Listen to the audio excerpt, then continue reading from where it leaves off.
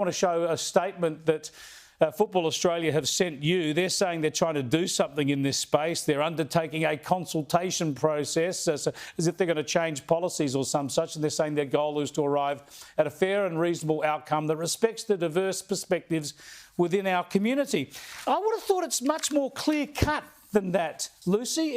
It's just about protecting the integrity of women's sport and being fair to women and girls. It's very clear cut, Chris, and that's why my biggest question in all of this, particularly off the back of receiving what I determined very quickly upon finishing reading it, was a very hollow and feeble attempt to try and bat this situation away and tick the box of, yes, we've responded to her queries for clarity around what the governing body's position on this is.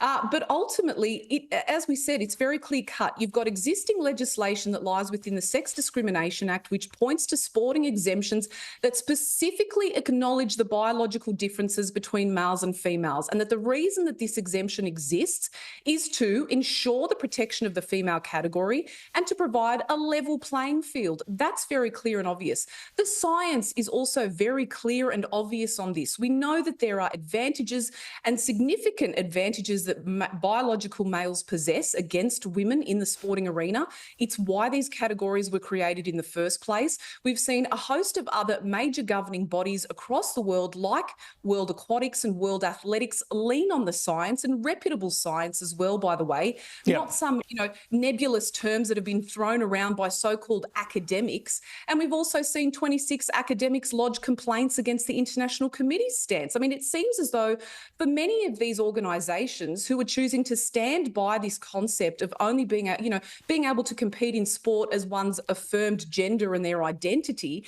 it seems that they're hell-bent on not just destroying their credibility, but also ignoring the truth and the biological facts that are very deeply rooted in science and a deep acknowledgement across everybody. I mean, you don't have to be a medical practitioner or a scientist or a sports administrator to recognise that these differences exist. But now, somehow in 2024, the truth is the most controversial and perverted thing that we can point to in this.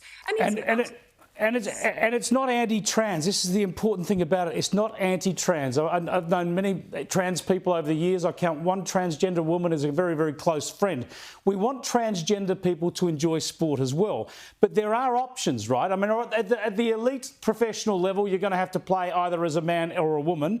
But in the lower levels, there'll be mixed competitions, if you like. You can always play in the men's team or you can play in a mixed competition. There's just no need for faster, stronger, heavier males to be playing against little girls or petite women. Is that the way you would see it? Cater for everyone, but just be practical about it. Absolutely. It's about respecting everybody in this process, but also acknowledging the truth. I'm really glad that you mentioned that. The fact that women like myself and many others who have paved the way in this space long before I entered this discussion publicly have been demonised and been branded transphobic and bigots and anti-trans and all of these nasty things. Have received death threats. I mean, the abuse that's been thrown at these women for simply standing up for the rights of biological women has been, quite frankly, disgusting. And the fact that organisations are very quickly and very rapidly bending the knee to this gender ideology and not placing their female participants at the forefront of their decisions has been, such a perversion of justice in many ways.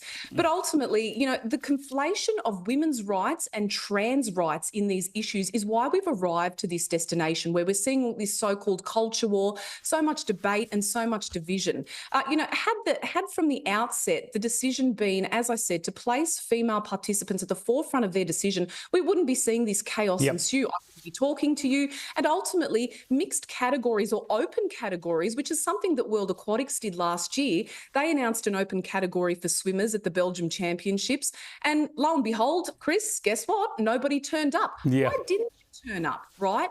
Kieran Perkins, who's the CEO of Sport Australia, has really been, and what I will say, been so disappointing when it comes to the stance on this and the position on this. He has said ultimately that anyone that's basically coming out about this can be attributed to being a bigot and for having these... It's weak. It's weak. They don't want to get the criticism, and it's one of the reasons... It's one of the reasons I admire you so much, Lucy, for speaking out on this. All power to you, and I hope we can catch up again. Lucy Zelic, their broadcaster, joining us from her home in Sydney. Look, The one thing about sport that is more important than anything else is fairness. You play sport, you expect fairness. And that's what this is about in the end. It's about fairness to women and girls, and how articulate and smart and brave is Lucy Zelic. All power to her for speaking up on this issue.